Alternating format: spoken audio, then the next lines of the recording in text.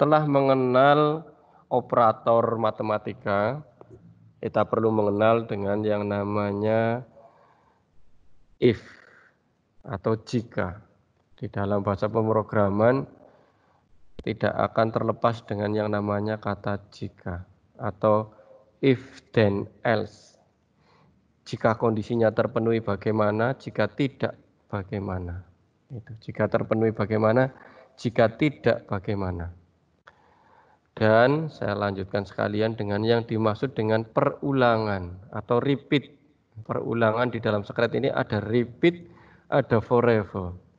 Repeat berarti mengulangi, forever berarti mengulangi tanpa ada pemberhentian. Kecuali di dalam forever ada pemberhentian. Saya contohkan penggunaannya. Okay.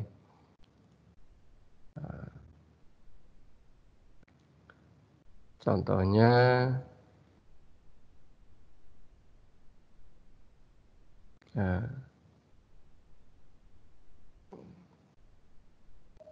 saya contohkan di sini, saya membuat sebuah program simulasi bagaimana beredarnya virus COVID-19 misalkan.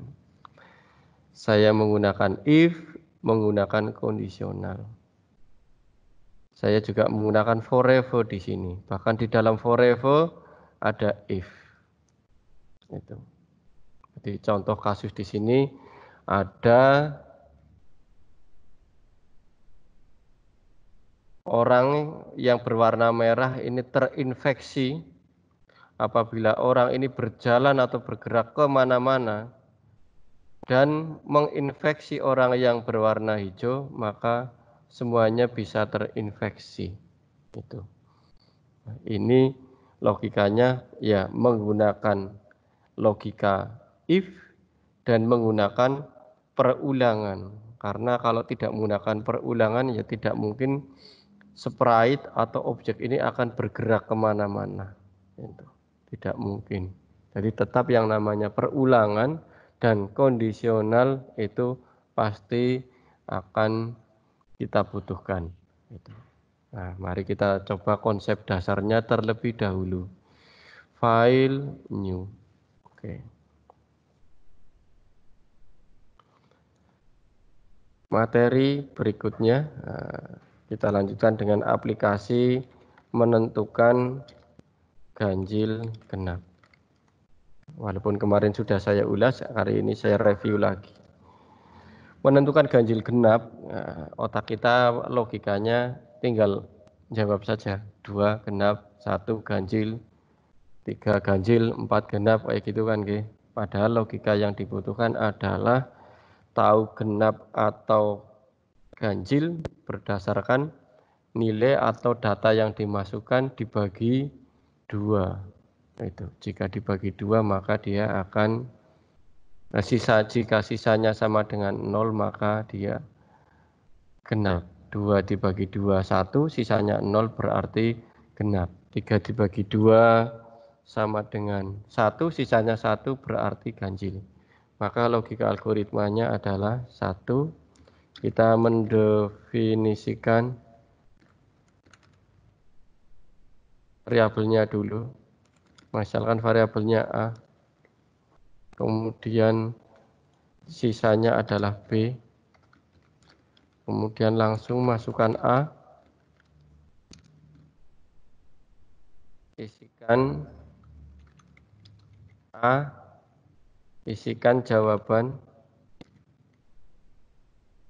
ke A, berikutnya langsung diproses B sama dengan mod dalam kurung A dibagi 2. Nah, jika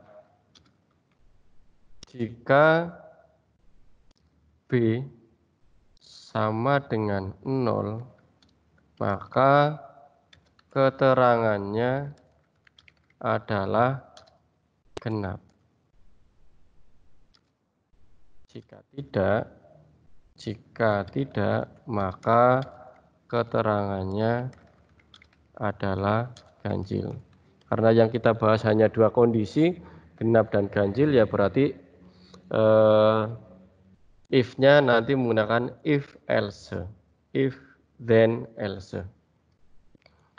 Nah, mari logika ini kita tuangkan ke dalam bahasa pemrograman.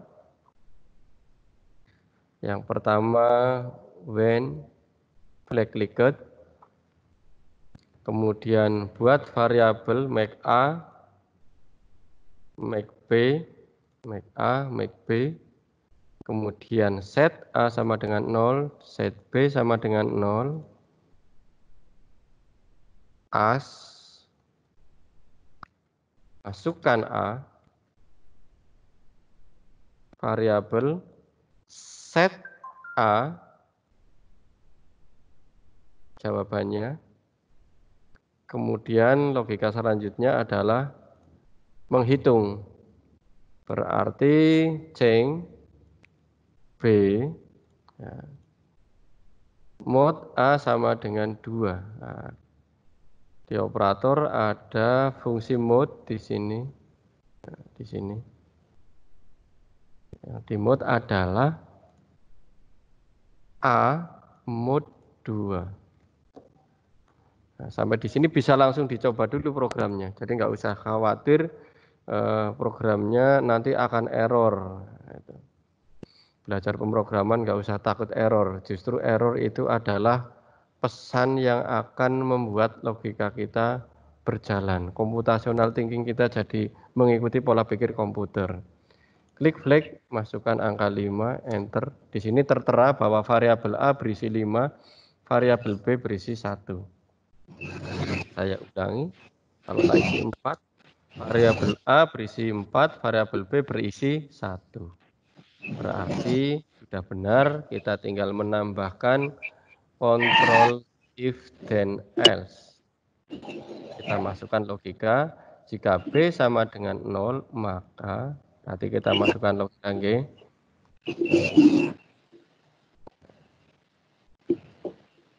Jika B di sini, if jika B sama dengan 0, maka kita tampilkan pesan, misalkan say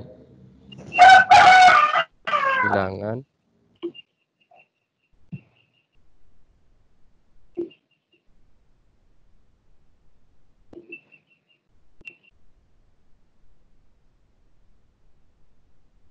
oke, maka say bilangan genap. Selanjutnya else-nya berarti say-nya bilangan ganjil. Nah, ini logikanya seperti itu. Tinggal dites, masukkan A5. Nah, maka kucing ini akan keluar message-nya bilangan ganjil. Saya masukkan lagi misalkan 6, akan muncul tulisan bilangan genap. Nah, ini contoh bagaimana membuat aplikasi menentukan bilangan genap atau bilangan ganjil yang bisa panjenengan terapkan atau panjenengan kembangkan sesuai dengan materi panjenengan di pelajaran panjenengan masing-masing. Mungkin kalau guru SMP yang kelas 7 mungkin bangun ruang, yang guru SMA mungkin trigonometri. Nah, selanjutnya, kalau sudah jadi, karya kita ini bisa kita uploadkan, bisa kita tampilkan di dunia maya. Tadi saya contohkan, file, save, saya simpan, saya beri nama genap ganjil. Save, genap ganjil. Oke. Karya yang telah dibuat itu juga bisa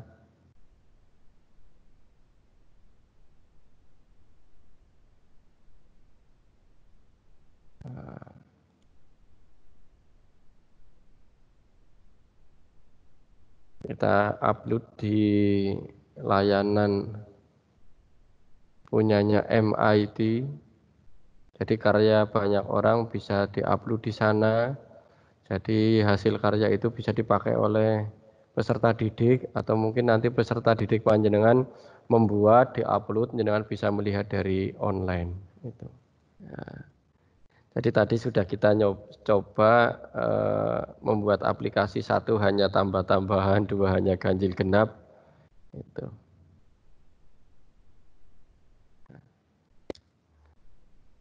Bapak Ibu untuk menampilkan karya kita di dunia maya itu bisa mendaftarkan diri di alamat website punyanya MIT. Di sini ya, alamatnya ini Bapak Ibu. Nah ini https://scratch.mit.edu. Jadi di sana panjenengan bisa mendaftarkan diri, jadi registrasi di websitenya MIT, jenengan registrasi, nanti membuat akun, kemudian verifikasi di email panjenengan. Nah ini saya coba seperti ini nggih. Jadi kalau pertama kali buka MIT seperti ini, nah di sini ada sign in, ada start creating. Jadi untuk mendaftarkan pertama kali langkahnya menggunakan start creating.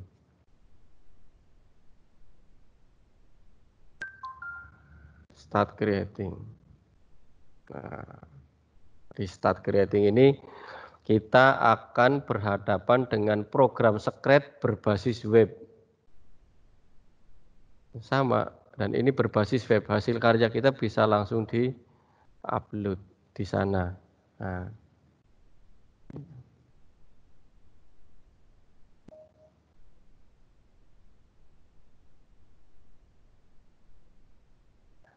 selanjutnya klik join Scratch. Jadi kita mendaftarkan terlebih dahulu. Isikan username-nya apa. Punya saya sudah terdaftar ini di sini. Saya akan nyoba menggunakan akun yang lain, nggih.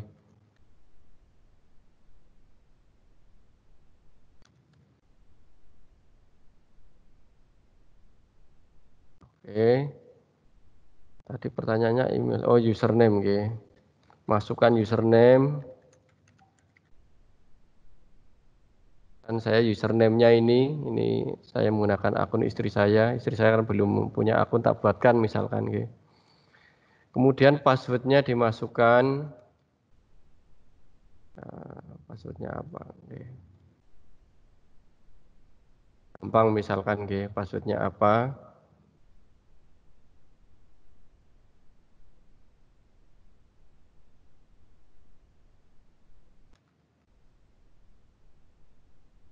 Selanjutnya adalah next. What country do you live in? Berarti kita pilih negara di mana kita tinggal. Indonesia ada nggih. Kemudian next. Kemudian masukkan lahirnya bulan apa, tahun berapa, itu. Next. Female apa male. Next, masukkan emailnya.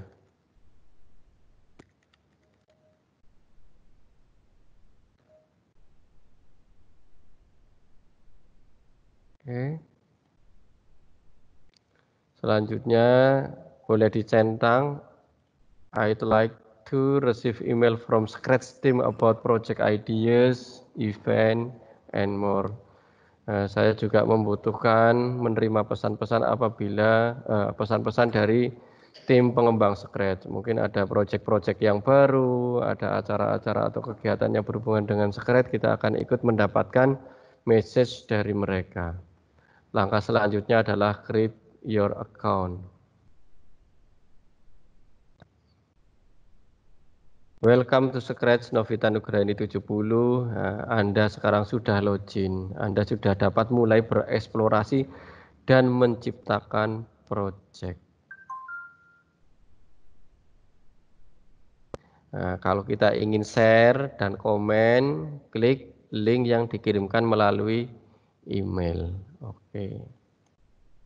Nah, saya sudah login menggunakan akun istri saya. Nah, agar bisa sharing pekerjaan, sharing hasil proyek, sharing dan bisa berkomentar sesuai dengan pesan yang tadi muncul, perlu kita cek linknya di email kita.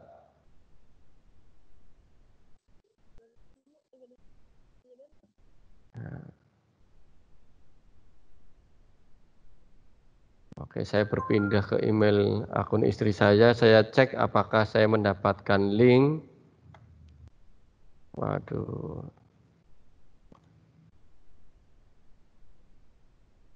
jangan-jangan ditanya SMS ya.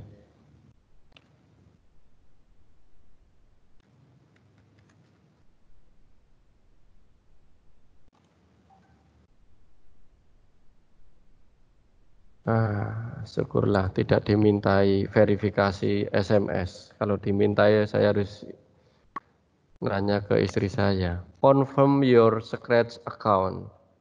Nah, maka di sini saya mendapatkan link agar bisa aktivasi. Tinggal klik linknya atau confirm my account.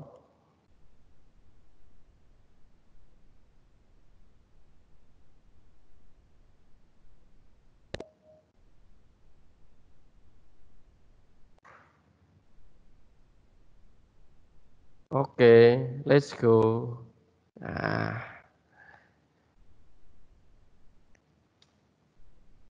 Selanjutnya klik create. Maka saya bisa mulai bekerja menggunakan Scratch yang online. Ini adalah Scratch yang online, bukan desktop. Kalau yang ini, itu saya desktop. Yang ini, saya bekerja di laptop saya, tersimpan di laptop saya. Itu.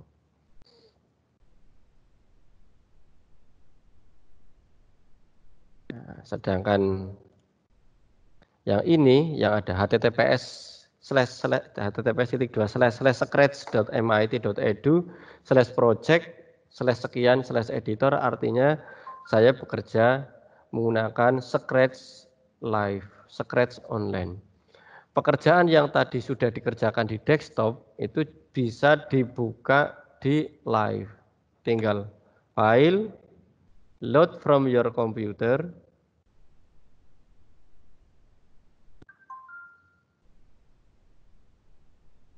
kemudian buka Scratch project-nya, kemudian cari dan klik open. Nah, ini berarti saya bekerja secara live menggunakan aplikasi Scratch berbasis web. Nah, yang selanjutnya program ini bisa saya sharing ke internet agar orang lain bisa mengaksesnya. Tinggal saya klik share. Nah, setelah saya share, maka sebelum dipublish, sebelum diposting, saya perlu membuat instruksi cara bermain. Misalkan tekan tombol bendera hijau, kemudian beri penjelasan. Kucing akan bertanya, masukkan bilangan.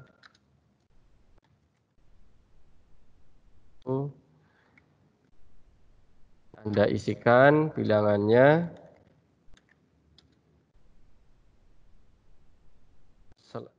kemudian enter. Kucing mampu menjawab.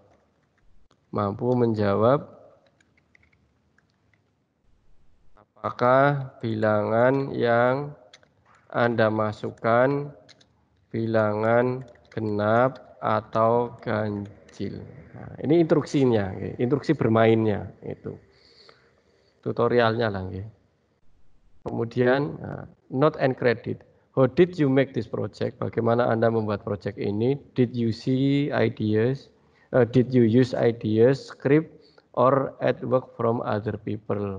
Thank them here. Jadi kita ditanya bagaimana kita membuat project ini, apakah ini murni ide kita sendiri atau kita memang mendapatkan ide dari orang-orang di sekeliling kita. Itu. Kita sampaikan terima kasih kepada di menu ini. Di sini misalnya saya tulis ide pembuatan dari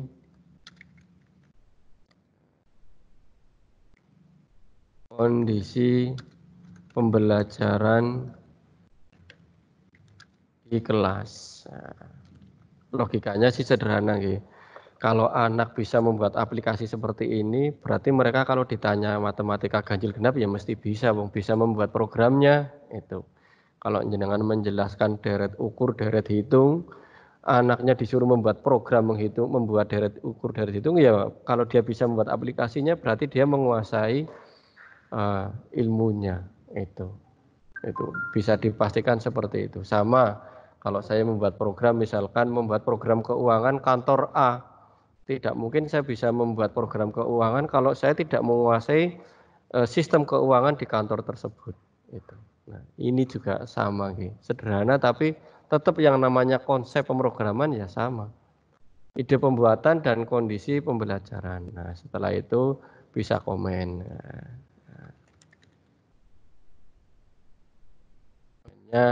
Kita masukkan di sini. Dicoba. Semoga bermanfaat. Ayo di testing. Misalkan ya. Nanti jenengan juga bisa nyoba apa yang tak buat ini jenengan tes. Nah, mungkin di sini diberi nama apa? Judul projectnya menentukan ganjil genap. Oke. Kalau sudah saya posting. Nah, saya posting maka sudah masuk. Nah, itu. Sudah masuk. Kalau ini see inside itu artinya saya kembali lagi ke dalam. Itu. Si project kembali lagi ke web. Nah, berarti project yang tadi saya buat bisa diakses oleh orang lain di luar sana. Cara bermainnya klik flag, masukkan 5 bilangan ganjil. Klik flag, masukkan 6 bilangan genap. Nah, sekarang saya uji coba. Oke. Link ini apabila jenengan akses, jenengan bisa coba akses nggih. Jenengan akses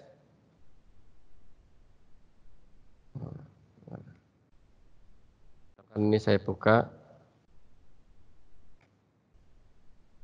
Ini kalau saya share di grup, saya nggak buka WA di komputer ini nggih. Jadi caranya seperti ini. Kalau ini saya akses menggunakan browser yang lain, contohnya saya di sini menggunakan Mozilla, coba Mozilla.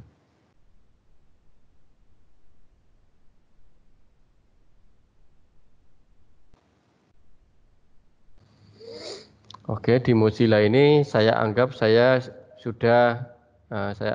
seperti panjenengan di luar sana nggih.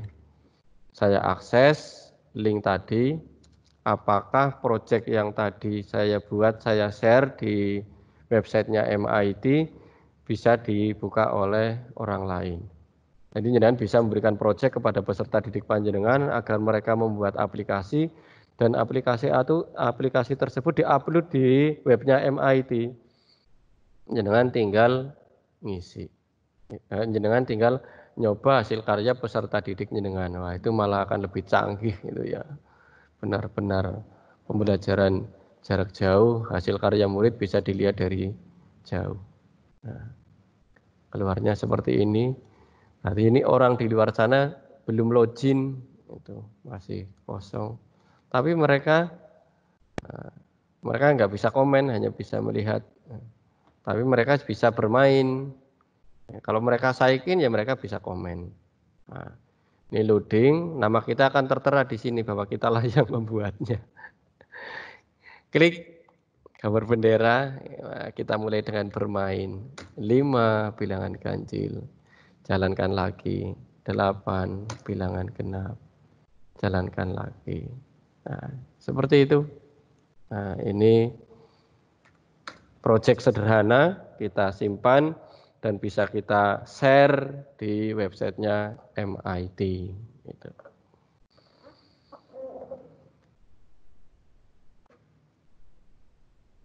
Nah, perlu dibuka sesi tanya jawab enggak Pak Edi?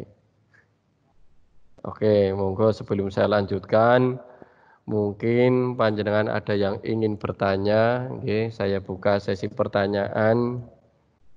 Kalau bisa saya jawab, kalau belum bisa ya nanti saya tak belajar lagi. Itu sama seperti kemarin saya diminta membuat aplikasi COVID-19 ya saya harus belajar mencari ke sana kemari. Ternyata juga banyak para kreator-kreator di luar sana yang sudah membuatnya. Silakan kalau ada yang mau bertanya. Silakan Bu Setio. Terima kasih Pak.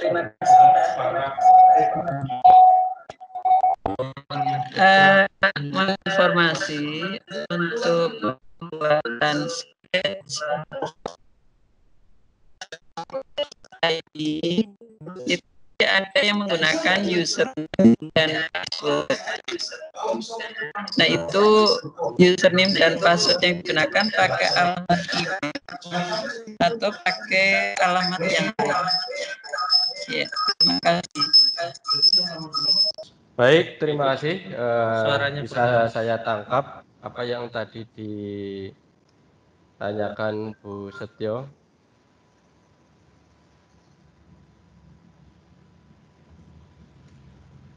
Pertanyaannya, untuk mendaftarkan ke websitenya MIT, itu tadi pada saat membuat akun, oke saya nyoba dari sini, saya tak join. Jadi ini saya tadi, kalau di Mozilla saya ini kan saya sebagai pengunjung, tapi kalau di Google Chrome ini saya sebagai pembuat. Walaupun saya menggunakan akun istri saya tadi, ini saya sebagai pembuat. Nah, sekarang kalau saya sebagai pengunjung di Mozilla ini akan mendaftarkan diri. Nah, berarti klik join scratch, kemudian klik username. Nah, di sini tertera don't use your real name, jangan gunakan nama jenengan yang sebenarnya yang apa adanya. Misalnya nama saya Risanto, diketik Hari Risanto itu ya tidak. Nah, jadi cari yang lain. Itu. Misalkan saya isikan yang seperti ini. Jadi create a username. Ini bukan email. Kemudian masukkan password yang nanti jenengan gunakan. Nah, bikin yang gampang saja, wong ini uji coba, nggih. Nah, cek, misalkan seperti ini. Nah, username, password, next. Nah, username taken, berarti username ini sudah dipakai oleh orang lain. Saya tambahi, next. Pilih negaranya, Indonesia, dicari Indonesia. Next. Lahirnya kapan? Nah, ditanya, next. Laki-laki apa perempuan? Nah, setelah itu baru masukkan email panjenengan. Email Gmail boleh, email Yahoo boleh, email yang intinya email yang valid itu. Jadi verifikasinya melalui email itu. Toh apabila akun yang kita buat itu sudah ada seperti yang tadi saya lakukan akan dikomplain. Itu tadi tertera akunnya taken, sudah terambil itu. Akunnya sudah terambil oleh orang lain. Akunnya is taken tadi kalau tidak salah.